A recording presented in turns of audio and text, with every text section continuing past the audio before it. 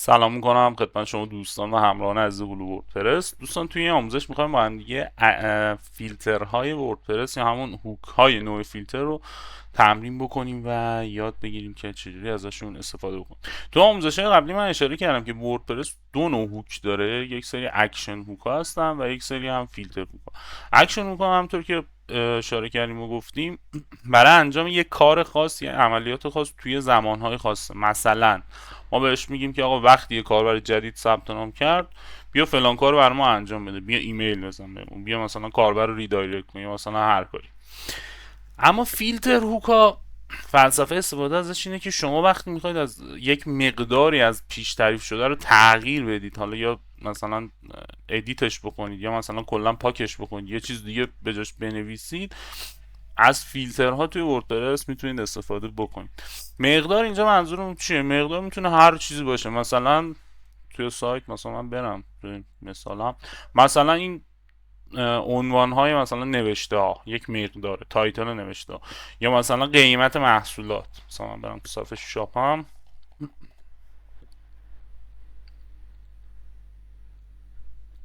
مثلا قیمت محصولات اینا، یا عنوان محصولات، یا مثلا توضیحات محصولات، نه هر کدوم یه مقداره، یک چیزی از پیش تعریف شده است. من اینجا یک سرچ میزنم میرسم وردپرس فیلتر بوکس، میرم تو مستندات خود سایت وردپرس. اینجا قسمت هوک ها هست، همونطور که میبینید دو نوع هوک داریم دیگه، اکشن ها که توضیح دادیم و ما امروز با فیلتر ها کار داریم. من روی فیلتر کلیک میکنم و اینجا میخوام از همین مثال خود سایت وردپرس استفاده کنم. اینجا گفته که آقا روی فیلتر تایتل بیا فیلتر بزن و مقدارش رو تغییر بده. بریم با هم دیگه ببینیم که داستانش چیه. اینجا الان ما میخوایم چیکار کنیم؟ میخوایم بیایم به تمام مثلا تایتل های نوشته های وردپرسمون یا کلا تمام تایتل های پستامون یه چیزی اضافه کنیم. برای استفاده کردن از فیلترها مثل اکشن ها که اونجا از اد اکشن استفاده میکنیم، اینجا از تابع اد فیلتر استفاده میکنیم. من اینم سرچ کنم که متوجه بشید تابعش دقیقا چیه. این تابع اد فیلتر یک تابع حالا نیتیو و محلی خود وردپرس، 4 تا پارامتر میگیره که دو تاش اجباریه، اینجا میتونید بخونید قسمت پارامترها، دو تاش ریکوایرد و دو تاش هم آپشنال اضافی میتونید استفاده نکنید. پارامتر اولش دقیقا مشابه هم اکشن ها هست، هوک نیم اسم هوکتونه. پارامتر دومش کالبکه یا همون تابعی که میخواید صداش بزنید. خب ما اینجا میخوایم از هوک دتایتل استفاده کنیم، فیلتر هوک دتایتل، پس میگم اد فیلتر دتایتل و فانکشنم رو صدا میزنم. دوستان توی اد فیلترهای چیزی که اجباریه، یعنی بعد حفظش کنید دیگه، اینه که همیشه در همه شرایطی فانکشنتون یا کالبکتون که میخواد حالا اون عملیات شما رو اجرا کنه همیشه یک پارامتر حداقل میگیره. حداقل میتونه 5 تا پارامتر بگیره، میتونه 10 تا پارامتر بگیره، ولی یه دونه رو حداقل باید بگیره و اگه نگیره اصلا این اد فیلتر شما کارکردش معنی نداره. تو این مثال هم که میتونید ببینید دیگه، اینجا پارامتری که مثلا بهش داده تایتل بوده. این قانون اول، همیشه این فانکشنتون کالبکتون یک پارامتر رو حداقل میگیره، باید بگیره، اصلا معنی نداره. و قانون دوم اینه که در انتهای هر کدی که خواستید بزنید، در انتهای اون حالا اد فیلترتون حتما بعد اون پارامتر رو ریترن کنید، یعنی تابع کالبک اد فیلترتون بعد با یک ریترنی تمام شه که ریترن چی میکنید؟ همون پارامتر اولیه رو همیشه باید ریترن کنید. و اینجا اگه ریترن نکنیم برای مثال چه اتفاقی میفته؟ من این کد رو مثلا اضافه کنم ببینید خودتون چه اتفاقی میفته. اسم اینم میذارم مثلا فیلترز تست. دوستان اینجا من دارم از افزونه کد اسنیپت استفاده میکنم برای حالا زدن کد هام. افزونه خوب رایگانی هم هست. اینجا ذخیرش کردم و فعالم هست. بریم ببینید چی میشه. بله ببینید من اینجا ریترن نکردم اون پارامتر رو. پارامتر اول کلا عنوان های نوشتم حذف شد، کلا مثلا دیگه از بین رفت. پس اینجا میام مینویسم ریترن تایتل، اینو کپی میکنم میبرم تو اسنیپتس، هم ذخیره رو میزنم و رفرش میکنم. بله تایتل ها دوباره اومد، هیچ مشکلی هم نداره.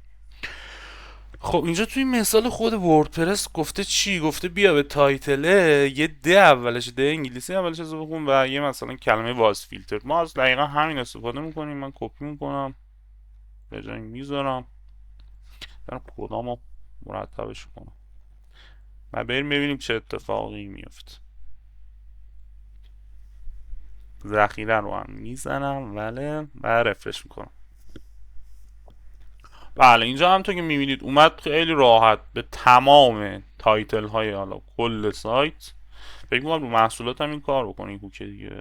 فکر میکنم بله این رو محصولات هم داره کار میکنه. این دو اون باز فیلتر اضافه شد، اومده به تمام عنوان ها اولش یه دونه د اضافه کرده، بعد خود عنوان رو نوشته و یه دونه واز فیلتر. حالا ما میتونیم اینجا اصلا تایتل هم ریترن نکنیم، ولی بالاخره یه چیزی باید ریترن کنیم، یه چیزی باید برگردیم. مثلا میتونیم ریترن کنیم my custom title، مثلا اینو ریترن. من اینو مثلا اینجا اسم پسر ذخیره میزنم، رفرش میکنم و بله این کل عنوان همه نوشته همون همه پست های سایتمون شد اون چیزی که حالا خودم بهش داده بودم مای کاستوم تایتل. همه جا به صورت سراسری دیگه، حتی تو صفحه محصول هم برید یا مثلا اینجا من تو صفحه نوشته هم برم میتونید ببینید دیگه کلا تایتل ها رو برای من عوض. حالا مثلا ما اینجا بخوایم برای شرط بزنیم بگیم که آقا فقط این حالا این قضیه رو مثلا نوشتهامون کار کنه، مثلا میتونیم بیایم از گلوبال پست فکر میکنم استفاده بکنیم و اینجا پست تایپش رو ازش بگیریم. اگه من اشتباه نکنم شاید نیاز داشته باشه سرچ کنیم، حتی بذارید من سرچ کنم get post type dollar post. فکر کنم تابع get post type داره.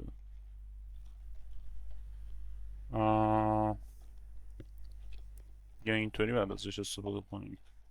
اینو من خودم دقیق نمیدونم. یه ایف هم میذاریم میگیم اگر پست تایپش مثلا مساوی پست بود، یعنی همون نوشته های ساده وردپرس، بیا اینو برای ما ریترن کن. در غیر این صورت یعنی هر چیز دیگه ای که بود اینا یه کد پی اچ پی دیگه خود تایتل رو ریترن کن. هم حالا مثلا یکم شرطیش کردیم که حرفه‌ای تر باشه. ببینیم این کار میکنه یا نه. خدا رو باید کپی کنم.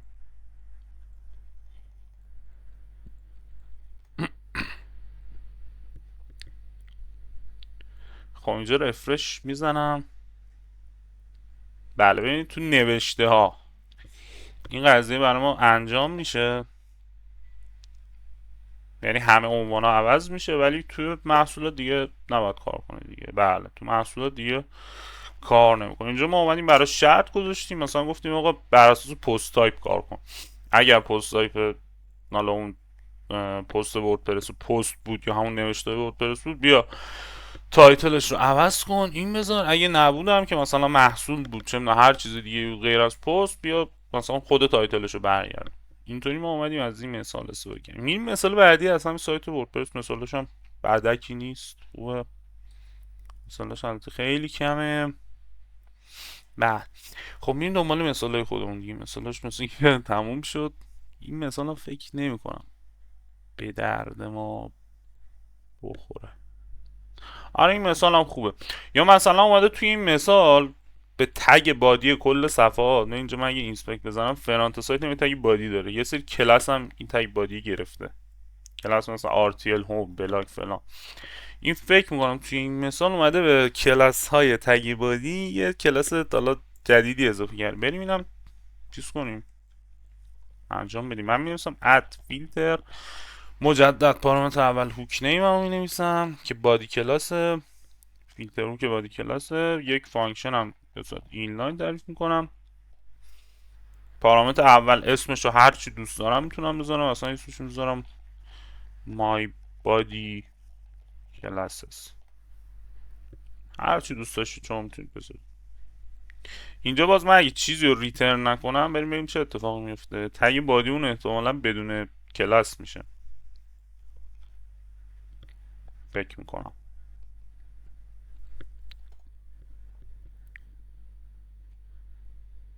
نه این حالا اینجا کار نکرد.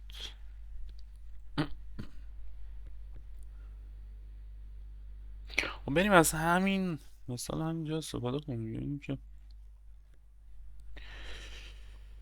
کار میکنه یا نه. اینجا اومده گفته آقا اگه یه شرط هم گفته اگه ادمین نبود یعنی فرانت سایت بود بیا به کلاساش. این کلاس هم یه آرای هست دیگه، یه آرای جدید هست. یه عضو جدید اضافه کن به اسم حالا فلان دبل پیور جیز اوسام. حالا هرچی من اینو میذارم داخل اسنیپتم و میرم تست میکنم.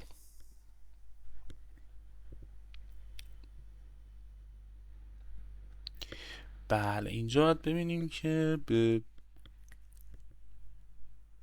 تگ بادیمون اضافه شده یا نه. خیلی ساده من میتونم این حالا کلاس CSS که اینجا نوشته رو اینجا سرچ کنم. بله سرچ که بکنید اینجا اضافه شده. ببینید دبل پیور جون. حالا مثلا من اینو تغییر بدم بنویسمش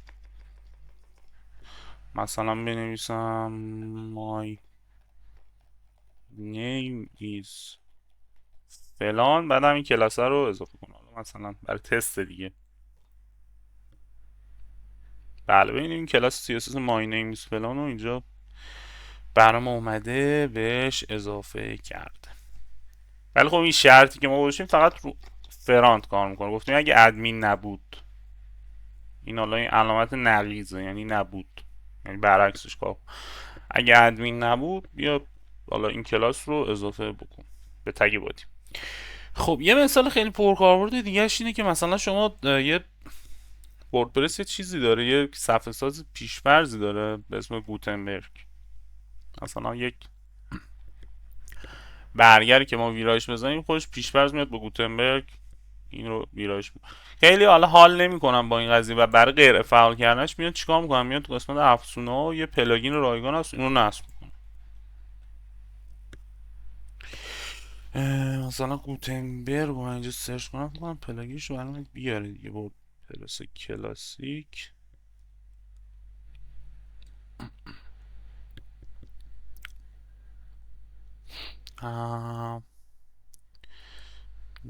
پلاگینش نیورد کنم تو همون لیست پر دانلود ترین پلاگین ها باشه. آره بله ویرایشگر کلاسیک.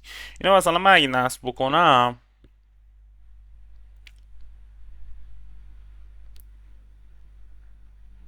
چقدر ماشاءالله سرعت اینترنت خوبه، خیلی خوبه. بله من اینجا اینو نصب میکنم فعالش هم میکنم دیگه. برگه میخوام ویرایش بزنم این گوتنبرگ حالا یا بلاک ادیتور وردپرس دیگه غیر فعال میشه، میره رو همون ویرایشگر کلاسیکش، ویرایشگر قدیمیش. منتظرم فعال بشه. بله اینجا اگه رفرش بکنم بله این ویرایشگر حالا کلاسیک قدیمیه و هم میره روی. خب این کار رو شما به جای اینکه پلاگین نصب کنید میتونید باز بیاید همون فیلترهای وردپرس استفاده بکنید. من اینجا پلاگینش رو غیر فعال میکنم. اینجا سرچ کنم اینا رو ببندم دیگه. اینجا سرچ کنم دیزیبل ببینم بوکش چی بود. وردپرس گوتنبرگ ویت هیچ. بله اینجا اسم هوکش حالا فیلتر هوکش رو به ما داده. پس میام خیلی ساده چیکار میکنم میرسم اد فیلتر مجدد یوز اسم هوکش اینه یوز بلاک ادیتور فور پست. البته این فکر کنم فقط برای پستا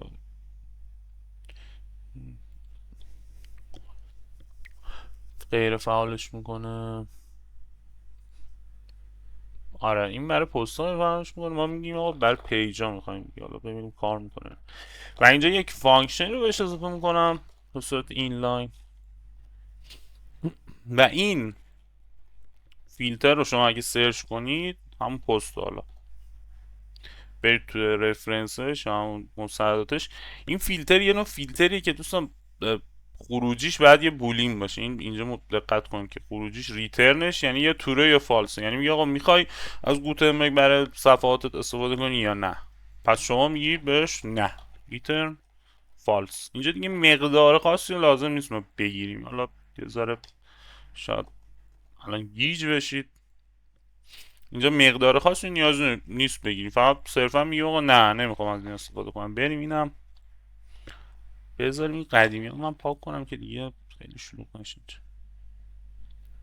اسنیپت رو زدم. دقت کنید این پلاگین ویرایشگری کلاسیک هم غیر فعال، اصلا کلا پاکشم که مطمئن باشید کد هامون از سمت این نیست. اینجا رفرش میکنم، بله کار نکرد. فکر کنم همچین هوکی وجود نداره. من تبدیلش میکنم به هم پست. فکر کنم آره پیجش چیزی که خودمون در بردیم اشتباه. بله به اینجا گوتنبرگ حالا یا اون بلاک ادیتور وردپرس اومد با استفاده از یک فیلتر برای ما غیر فعال. اینجا تو مثالی که خودش زده از حالا این سایته اومده از یه تابع خیلی جالبی استفاده کرده به اسم ریترن فالس. حالا این تابع رو میخوایم بنویسیدم اینطوریه underline return underline false. این چی هست دوستان؟ این یک تابعی تو وردپرس، بالا خودشون هم اضافه کردن خود حالا نویسنده های وردپرس اگه سرچش هم بکنید خیلی کارکرد جالبی داره.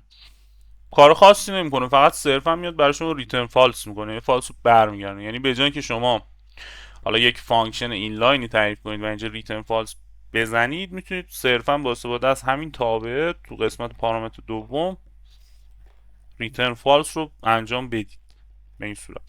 یعنی کداتون خیلی ترتمیزتر حالا یه خطی میشه دیگه.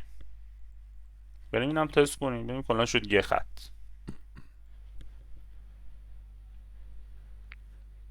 اینجا من رفرش بکنم.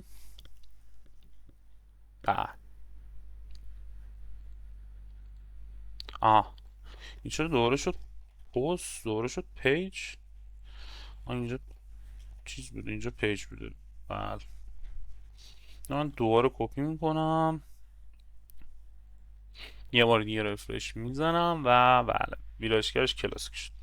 حالا اینجا مثلا یه تابع دیگه هم هست برعکس همین کار میکنه، دقیقا ریترن تروه، یعنی underline ریترن underline ترو. این ترو برمیگردونه خیلی راحت. اینم اگه خواستید سرچ بکنید یک فانکشن حالا خود وردپرس کار کرده خاصی نداره، فقط صرفا ترو به شما برمیگردونه، برای شما برمیگردونه. من اینجا میگم آقا میخوام استفاده کنم از گوتنبرگ و اسنیپت رو میذارم و اینجا دوباره مجدد برای من فعال شده به صورت پیش‌فرض فعاله دیگه، لازم نیست ما با اسنیپت اینو حالا غیر فعالش بکنیم. یا اینجا میتونید شرطی بکنید این قضیه رو. باز مثلا بگیم یه فانکشن اینلاین تعریف کنیم، بگیم آقا فقط گوتنبرگ رو وقتی که پست تایپمون پیج بود میخوایم، یعنی برگه بود میخوایم غیر فعال کنیم. پس اینجا ما پیش‌فرضش رو می‌نویسیم ریترن ترو یعنی استفاده بشه.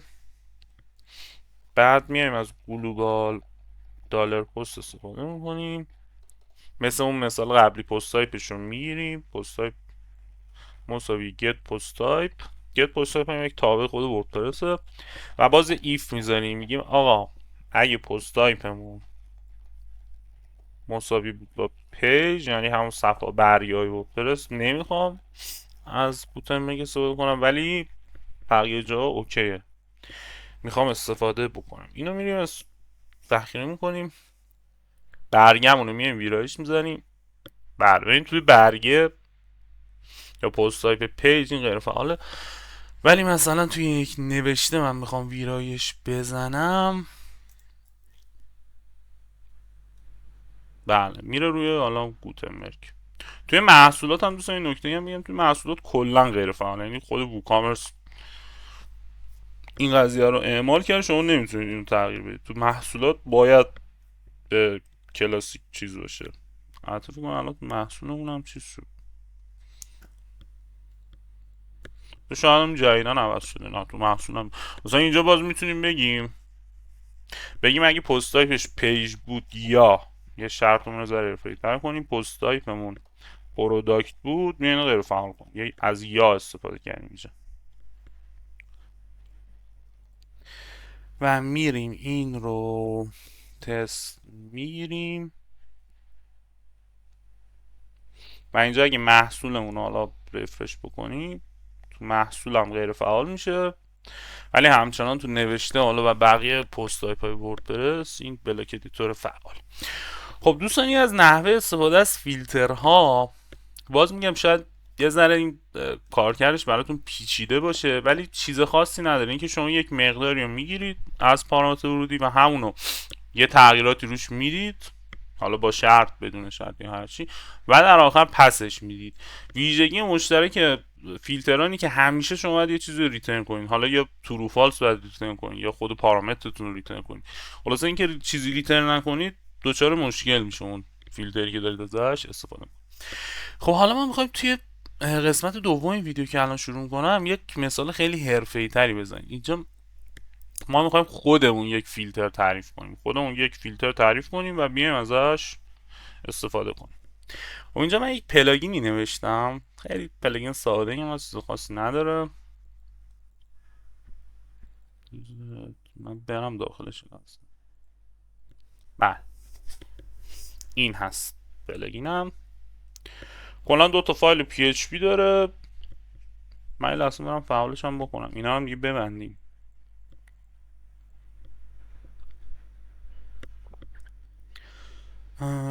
فیلتر تست پلاگین، بله فعال سازیش میکنم. کلا 2 تا فایل PHP داره، یکی فایل خودشه، یکی هم فایل صفحه تنظیماتشه.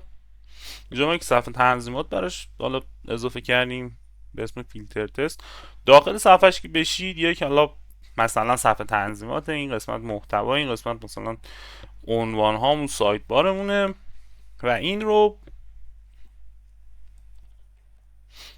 به این صورت ما نوشتیم که این حالا عنوان های سایت باره رو میاد از یک آرایه PHP میخونه، یه آرایه PHP که داخلش آرایه است، باز مثلا منو تایتل لینک داره. مثلا من یه دونه چیز دیگه بخوام بهش اینجا اضافه کنم، میام مثلا میگم آقا اسم منو میذارم تست، مثلا تایتلش و بقیهش مهم نیست. اینجا اگه صفحه رو رفرش کنم یه تست این پایین اضافه میشه. حالا میتونم به این تست یک لینکی بدم و ازش استفاده کنم. حالا ما میخوایم چیکار کنیم؟ ما میخوایم به توسعه دهنده های دیگه، به حالا برنامه نویس های دیگه اجازه بدیم بدون اینکه بیان با کدای ما برن داخل کدای ما تغییرات ایجاد کنن، مثلا به این منومون اضافه کنن. به این منومون مثلا یه طرف بیاد واسه خودش مثلا یه منوی دیگه اینجا اضافه کنه. دقت داشته باشید نمیخوایم که مثلا بیاد داخل همین کدا کار کنه، میخواد از یه جای دیگه اضافه، مثلا تو قالبش، تو یه پلاگین دیگه. اینجا ما میایم با استفاده از فیلترها یک فیلتر جدید برای خودمون تعریف میکنیم. همونطور که گفتم اینجا ما یک مقدار داریم که اینجا آرایمونه، آرایه منومونه. میخوایم مقداره رو اجازه بدیم بقیه هم بتونن توش دست ببرن، تغییر بدن یا بهش مواردی رو اضافه بکنن. خب من این تست رو پاک میکنم، اینجا هم رفرش میکنم. پیشخوان افزونا و قالب ها. اوکی. برای اینکه ما بخوایم یک فیلتری برای خودمون تعریف بکنیم، فیلتر حالا اختصاصی، از تابع اپلای فیلتر استفاده میکنیم. من اینم سرچ کنم، اپلای فیلتر وردپرس، اپلای فیلترز، ببخشید یه اسم آخرش. این چجوری این تابع چجوری کار میکنه؟ تقریبا مثل همون دو اکشن که تو ویدیوی قبلی آموزش دادیم. یک هوک نیم میگیره به عنوان پارامتر اول که اجباریه، یک مقدار میگیره که این هم اجباریه، آرگومان‌های اضافیش آپشنال هستن. این مقداری که اینجا داره میگیره همون مقداریه که دوستان توی فیلترها گفتم پارامتر اوله که ما پاسش میدادیم، ریترن میکردیم، همونه دقیقا. من اینو باز کنم، این ولویی که اینجا حالا تو این قسمت پارامتر دومونه همینه، همین چیزی که اینجا ما پاسش میدادیم. خب من میگم آقا اپلای فیلتر، حواستون باشه اپلای فیلتر نیست، اسمش رو هم توی گفتم میخوام چیز اختصاصی برای خودم باشه دیگه که بقیه بتونن استفاده کنن. مثلا می‌نویسم مای تست فیلتر PLG منو، مثلا چیز حالا فیلتر منو، حالا دیگه PLG هم ننویسیم. و میام یک پارامتر دومی که همون ولوم هست، اون مقداری که دوست دارم بقیه هم بتونن تغییرش بدن، میذارم تو پارامتر دومی. اینجا مقداری که ما میخوایم بقیه، حالا اونایی که میخوان کار بکنن روی پلاگین ما تغییرش بدن، این منو ار است. این حالا آرای منو میخوایم بذاریم، آقا بقیه هم بهش موارد اضافه کنن. اینو میام تو پارامتر دوم بهش پاس میدم. پارامتر بعدی آرگزه، یعنی یکی دوتا نیست، میتونید چند تا پارامتر داشته باشید. از 3 نقطه استفاده شده. حالا اینا میتونید خودتون سرچ کنید تو مستندات زمانی پی اچ پی. یعنی این نامحدوده، میتونید اینجا 10 تا پارامتر اضافی هم براش بفرست. مثلا چیز اضافی حالا ما نمیخوایم تو این مثال براش بفرستیم، همین یه دونه کافیه. اینجا اپلای فیلتر میکنیم روی این منو ار. فقط داستانی که اینجا وجود داره این که بعد ما منو ار رو دوباره مقدارش از روی این فیلتره تعیین هم یه ذره ممکنه درک این قسمت براتون پیچیده باشه، ولی هرچی بیشتر ازش استفاده کنید، هرچی بیشتر باش تمرین کنید، باش کار کنید، بهتر میتونید درکش کنید. پس چی شد اینجا؟ ما گفتیم آقا این منو اره رو یا مقدارش رو از این اپلای فیلتره بگیر. دوباره خودش هم بهش پاس دادیم. این الان اینجا وردپرس میاد چیکار میکنه؟ میاد بررسی میکنه تمام حالا اد فیلتر هایی که با این نیم هستن، با این نام هستن، توی کتا بررسی میکنه و این مقدار رو براشون میفرسته و تغییراتشون میگیره، برمیگردونه دوباره به خودش. خب الان بریم تست کنیم ببینیم اینجا چه اتفاقی میفته. اینجا هیچ اتفاقی قاعدتا نباید بیفته، همون مقدارها هست. چرا هیچ اتفاقی نیفتاده؟ چون ما اصلا از این فیلتر استفاده نکردیم، فقط صرفا اومدیم تعریفش کردیم. همین. حالا من میام تو کدای خودم، حالا یه پلاگین دیگه است، مثلا میگم اد فیلتر، اسم هوکم رو بهش میدم فانکشن. اینجا اون پارامتره میگم نامش تو این قسمت برای ما خیلی مهم نیست، ما صرفا باید ریترنش بکنیم، مثلا ار بهش میگیم، مهم نیست اسمش چی باشه. چی شد؟ فانکشن اون رو تعریف کردیم، بله درست. اونجا باز من چیزی رو ریترن نمی کنم. بریم تست کنیم ببینیم چه اتفاقی میفته.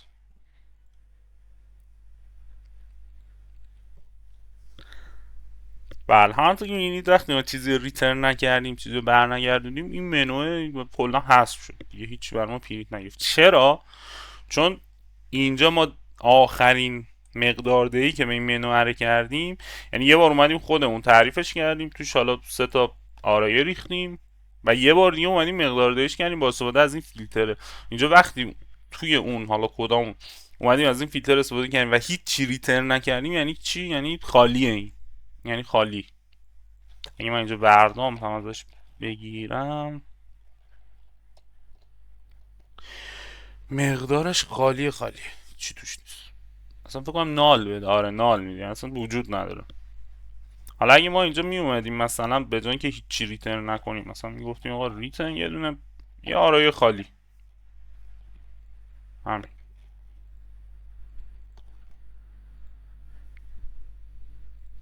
و اگه اینجا رفرش بکنیم، اینجا برای ما یه دونه آرایه میزنه به جای نال، یعنی به جای هیچی، ولی خب آرایش همچنان خالی. خب ما اینجا میخوایم چیکار کنیم؟ گفتیم میخوایم بیایم یه مثلا 2 تا گزینه به این منو اضافه بکنیم. خب این ساختارش رو اینجا ببینید دیگه چجوریه دیگه. یک آرایه تعریف کرده که 3 تا بالا عضو داره به صورت اسوسییتیو، منو تایتل داره، لینک داره و لینک تارگت. من یکی از اینا رو کپی میکنم، میرم تو کدهای خودم، میگم آقا بیا به این اره یه عضو دیگه اضافه کن. اینجا میتونید از استفاده از تابع اره پوش پی اچ پی هم شما استفاده بکنید. اونم حالا میگم اره پوش رو سرچ کنم چون خیلی وقت ازش استفاده نکردم. بله اره پوش میاد به آرایتون یک عضوی اضافه میکنه. مثال هاش هم حالا اینجا هست، حالا از اونم ما استفاده میکنیم. خب میام میگم آقا اسم منو تایتل هم باشه، مثلا منوی من، لینکش هم باشه مثلا همین صفحه، همین آدرس که باز کردیم. لینک تارگتش هم که مثلا تو صفحه جدید باز بشه یا تو صفحه جدید باز نشه، من میگم تو صفحه جدید باز بشه، آندرلاین بلنک بهش میدم. این یه منو. یه دونه دیگه هم میام اضافه میکنم، میگم مثلا اسم اینو میذارم، مثلا چه میدونم، مثلا میذارم هلو وردپرس، سایت خودمون رو میذاریم، آدرسش هم مینویسیم مثلا یا اول بس. تارگت اینو مثلا دیگه میذارم سلف، میگم آقا تو همون صفحه میخوام باز بشه. و اینجا چیکار میکنم؟ اینجا میام خیلی راحت ریترن میکنم آرایمو که حالا تغییراتمو توش دادم، بهش پارامترامو اضافه کردم، اعضامو اضافه کردم، یا در انتها ریترن میکنم. و اینجا من رفرش میزنم، این اسنیپت سر ذخیره میزنم، میرم تو این صفحه. بله اینجا حالا وردامپی که داریم میگیریم گفته آرای 5 عضوی هست، بخوایم تمیزترم نشون بدیم، کپیش میکنم، میرم داخل پلاگینم یک فایل لاگ مثلا درست میکنم، لاگ.txt، و اینجا بهمون گفته که آرای 5 عضویه، این اعضای قدیمیشن که اینجا ما خودمون تعریف کردیم. اینجا سه تای اول افسون غالب ها، این دوتا آخری ما اومدیم یه جای دیگه بهش اضافه کردیم با استفاده از همون فیلتر ها. و لینکاش هم مثلا شما اینجا بخواید تست کنید یا درست باشه دیگه، اینو باز میکنه و اینم میره به این قسمت. خب دوستان امیدوارم که این آموزش براتون مفید واقع بشه. بازم میگم این فیلترهای وردپرس شاید در کردنش واسه یک سری حالا یه ذره سخت باشه، پیچیده باشه، خیلی کارکردش متوجه نشم، ولی راز کارش اینه هر چون بیشتر عمقی‌تر ازش استفاده کنید، بیشتر تو پروژهاتون، تو حالا تمریناتون ازش کار بگیرید، کار بکنید باش، هی درکتون نسبتا هی پله پله ازش بیشتر میشه، ولی کلا چیز خیلی پیچیده ای نیست. و این منطق اکشن فیلترها فقط مختص وردپرس هم نیست، ولی حالا مثل اینکه وردپرس ابداع کنندش بوده، ولی من شنیدم مثلا توی زبانهای دیگه، توی فریم ورک های دیگه و CMS های دیگه هم داره ازش استفاده میشه. امیدوارم که آموزش براتون مفید باشه. تا آموزش های دیگه، خدا نگهدار.